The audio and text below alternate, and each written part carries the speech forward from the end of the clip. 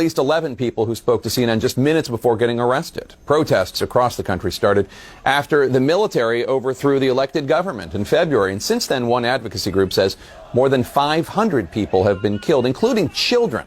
The military cut off internet access, and no international journalist has been allowed into the country until now. CNN's ClarissaWard is live for us in Myanmar with the permission of the military. They're escorting the team on the ground. Clarissa, explain why it's so important that you're there. Well, Jake, I want to underscore that no independent international journalists have been allowed into this country in the last 2 months since that bloody coup took place. As you said, rights groups saying more than 550 people killed. This is a massive protest movement that really came about after the military ousted Myanmar's democratically elected government, the people coming out into the streets in the millions. And the more they protested, and the more animated those protests became, the more the military tried to suppress them. The military here really does not have the popular support of the people of Myanmar. So we felt it was essential, even though it is a difficult situation when you are in a country with the permission of the, in this case, the military, the main oppressors in this situation, we felt it was very important to be on the ground, to see for ourselves whatever we could, and to tell the story of the people of Myanmar, Jake. And what's it been like to report there? Have you had the freedom to report whatever you want to report?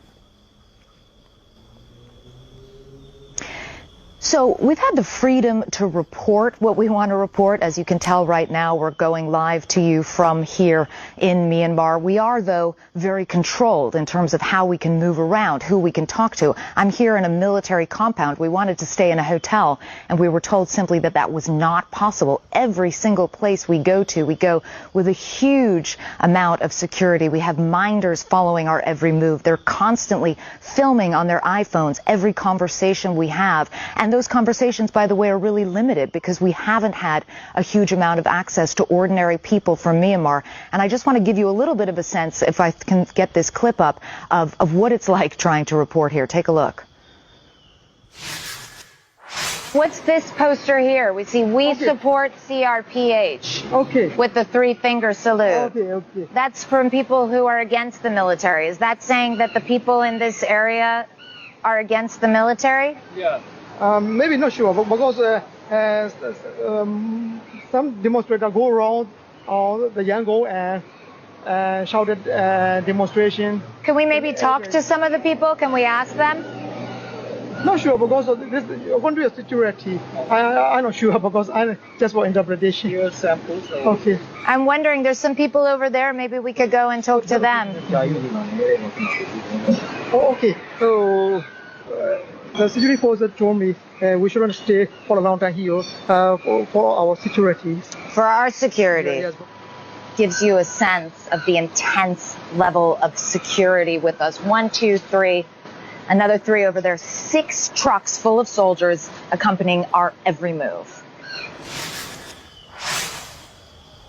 And I talked there about that three-finger salute, the so-called Hunger Games salute. This gesture has become the symbol, really, of resistance against the military coup. And even when we were out on the streets with all that military people around us, with all those minders around us, people would come up at any available opportunity and flash that salute at our camera. They want the world to know what they are going through, and they want more people out there telling their story, Jake. Clarissa, why would the military let you in? Well, the military has its side of the story, too, and up until now, they've been largely tight-lipped about what that is. Essentially, what they want the world to know is that the protesters have become much more violent. The protesters are using Molotov cocktails. They're using slingshots, which, again, is no match for the assault rifles that the Myanmar military is using. But really, they're trying to cast the protest movement as a violent mob of anarchists that needs to be suppressed. They took us to a number of factories factories that had been burned down. They said that the protesters were responsible. The protesters say they were not responsible. But that's very much the narrative that they're hoping will take shape. The idea that somehow it's the protesters who are to blame for all the violence here. But when you're looking at the actual makeup of what's happening during these standoffs and these protests that are quickly turning into massacres, you can see that one side clearly has a huge advantage in terms of its arms, of its level of weaponry and funding, and there's simply no match, Jake. And Clarissa, you sat down with a senior member of the military leadership there in Myanmar. No other journalist has been able to do that. What did you ask him? Well, we had a lot of things to ask him, and it was a pretty uncomfortable interview, to be honest. So we wanted particularly to drill down on the number of innocent civilians who have been killed. More than 550 protesters, pro-democracy protesters, most of them unarmed, among them 44 children, Jake. That's according to the United Nations. So we really wanted to get some sense of how on earth the military could justify this. We went to him specifically at one point with a very specific piece of video that shows a young activist being killed in cold blood, to give him a sense to explain how on earth such a brutal killing could possibly be justified. Take a look. This is CCTV footage of 17-year-old Kwam In La going past a police convoy. You can see the police shoot him on the spot. His autopsy later said that he suffered brain injury as a result of a cycling accident, which I think we can all see that's not a cycling accident. How do you explain this? If that kind of thing occurred, we will have an investigation into it. We will investigate if the video is real or not. There may be some videos which look suspicious, but our forces do not have any intention to shoot innocent people. We will investigate if it's real or not. We also pushed him hard on what the game plan is here. How can this violence possibly end, this awful cycle of violence, and when will the people get to have their voices heard? He said that the military's plan has always been to allow for another round of elections sometime in either the next year or possibly up to 2 years. But it's really important to underscore here, Jake, that nobody here on the ground really believes that, because the whole reason that this coup took place in the first place is that there were free and fair elections back in November. There were independent election monitors there who did not see any problems in terms of fraud or any significant problems. And that election was won in a landslide by the NLD party. The military's party suffered a humiliating defeat, and that's what precipitated this coup in the first place.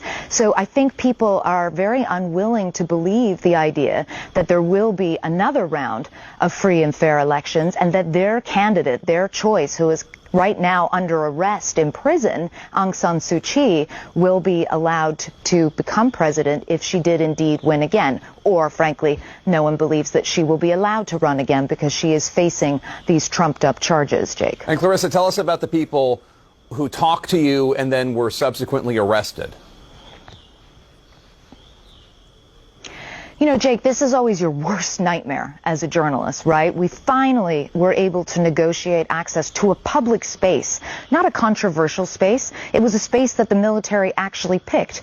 But the minute we got to this market and were just shooting video of people going about their daily business, once they saw their cameras and they knew that CNN was in town and they had been writing a lot about it on social media, a lot of people came up to us. They flashed that three-finger Hunger Games salute I told you about. They talked about wanting justice. They talked about wanting democracy. They talked about wanting freedom. More than that, so many of them talked about how frightened they are, Jake. Soldiers coming into their neighborhoods every single night, dragging dead bodies away. And what we found out was that shortly after this trip to the market, at least 8 people, by CNN's count, were arrested for the simple crime of just having spoken to us and said that they were afraid. We pushed the general really hard on that. He admitted that 11 people in total were arrested. He said that they shouldn't have been arrested, to give him credit, and that they would be released. And we can now confirm that they have indeed been released, which is a huge relief for us. And also we are grateful to the military for releasing them. And we should note, I mean, when people talk to you or they flash you the Hunger Games salute, the three-fingered Hunger Games salute that I'm holding up right now, in solidarity with them, I should say, that's an act of civil disobedience at great risk. What other acts or forms of civil disobedience have you witnessed? Well, this is just it. The military is trying to control the country through brute force, but what they can't do is make people work, for example. So there's a huge civil disobedience movement.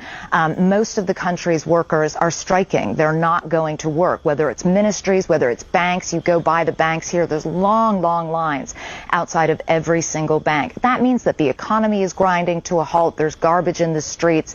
It's very difficult for the military to kind of keep up with this charade that this is a functioning society now. As long as people refuse to work, as long as you don't have the support of your own populace, and let's be very clear here, we have seen absolutely no evidence that the military has any real popular support here in Myanmar. And as long as that continues, even if you are shooting at unarmed protesters, even if you are killing children, it becomes very difficult and challenging to actually run a country, Jake. Yeah. ClarissaWard in Myanmar for us. Thank you so much. Really appreciate your courage. Thank you.